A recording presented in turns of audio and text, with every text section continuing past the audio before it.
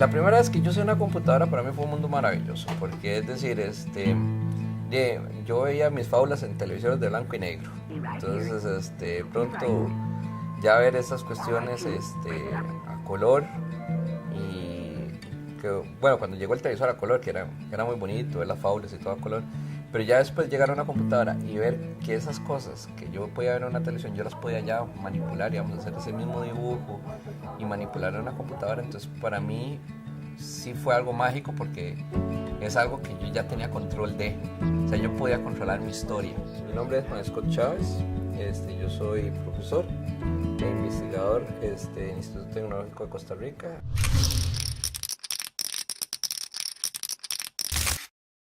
Yo nací en México, y crecí pues en Costa Rica, crecí en Alajuela, en el barrio San José. Me fui joven de aquí para los Estados Unidos y en los Estados Unidos fue donde empecé a hacer mi carrera universitaria ya. Me acuerdo, sí, que uno de los puntos, digamos, claves de mi vida fue cuando tenía como 9 años que empezaron a entrar las primeras computadoras aquí a Costa Rica y en aquel momento mi mamá pues hizo el esfuerzo de meterme en la Fundación Omar Dengo, que estaba empezando en aquellos entonces, y ahí fue donde estudié mis primeros pasos en la computación. Sin embargo, cuando ya estaba estudiando computación y la programación, yo decía, no, es que esto no era lo que yo andaba buscando. O sea, esto era decirle al aparato qué era lo que quería hacer, pero yo lo que quería más que todo era saber cómo lo hacía. Entonces, seguí estudiando ingeniería eléctrica con énfasis en sistemas digitales.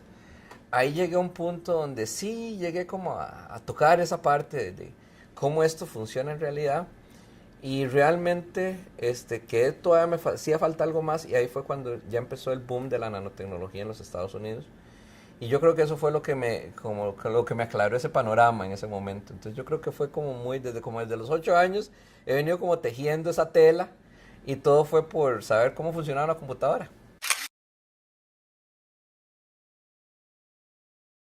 La nanotecnología es algo que nosotros lo vemos todos los días, lo que pasa es que nunca nos habíamos puesto a ponerle atención. Es hablar de cosas a escalas muy, muy, muy, muy pequeñas. Por ejemplo, cuando nosotros hablamos de las células, que hacen un examen de sangre y dice, es que me hicieron un conteo de glóbulos rojos o me hicieron un conteo de glóbulos blancos, la gente como que todavía tiene un sentido sobre qué estamos hablando. Entonces ahí estamos hablando de escalas micrométricas. Nanotecnología es hablar de cosas todavía más pequeñas que eso y aplicarlas a la vida cotidiana nuestra. Entonces es hablar de cosas ya más a nivel, por ejemplo, que la gente entiende escalas de virus. Por ejemplo, un virus es una máquina biológica a escalas nanométricas. Es un virus, tiene tamaños de 100 nanómetros, por ejemplo. Y nosotros sabemos que es un virus, el virus de la gripe, el virus de la influenza, pero nosotros nunca tenemos conciencia de que esos bichitos, esas máquinas biológicas están a escalas nanométricas. Eso es nanotecnología biológica. Ahora, ¿qué es lo que estamos haciendo? Nosotros replicando eso, pero hacerlo nanotecnología creada por nosotros mismos para nuestro propio beneficio.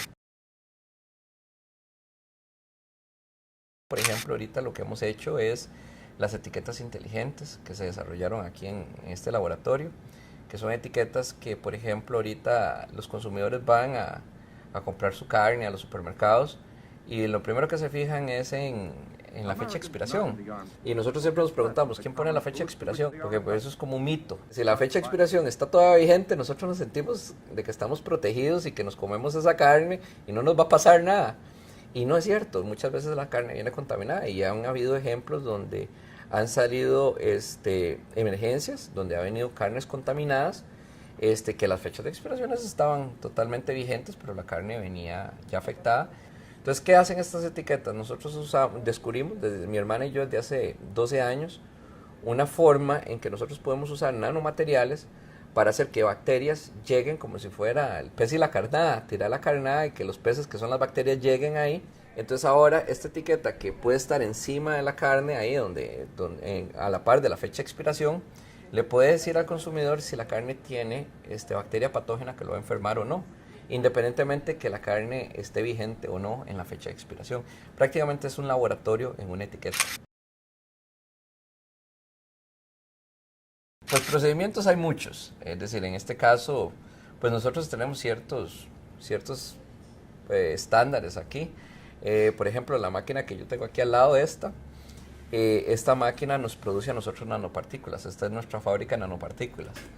Entonces con esta máquina nosotros podemos hacer nanopartículas ya sea de carbón, de metales, y entonces una vez que estas partículas salen, tal vez una no la podemos ver a ojo abierto, como decimos nosotros, pero como la máquina hace varias, las aglomera, entonces ya nosotros vemos un grumo de material que es el que nosotros sacamos y ya lo pasamos por las diferentes etapas de microscopios, pues nosotros hacemos diferentes tipos de microscopios aquí y cada uno de esos microscopios les hace diferentes análisis a las partículas, tanto de cómo fue su composición, de cómo está su topografía. La topografía es muy importante en este caso, si es cilíndrica, si es tipo tubular, si es tipo esférica, bueno, es decir, aquí nosotros podemos medir eso, el tamaño de la partícula como tal.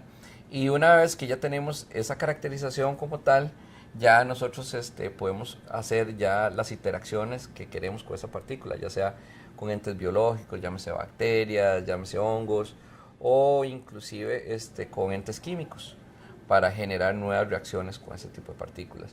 Y ya una vez que pasan por eso, los volvemos a pasar otra vez por el sistema de la microscopía para ver qué es lo que está sucediendo en ese momento cuando añadimos esas partículas a estos otros componentes.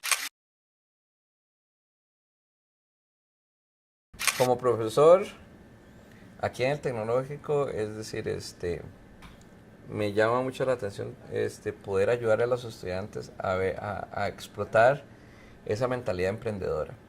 Ya tengo el orgullo de haber ayudado a fundar 4 empresas con ellos.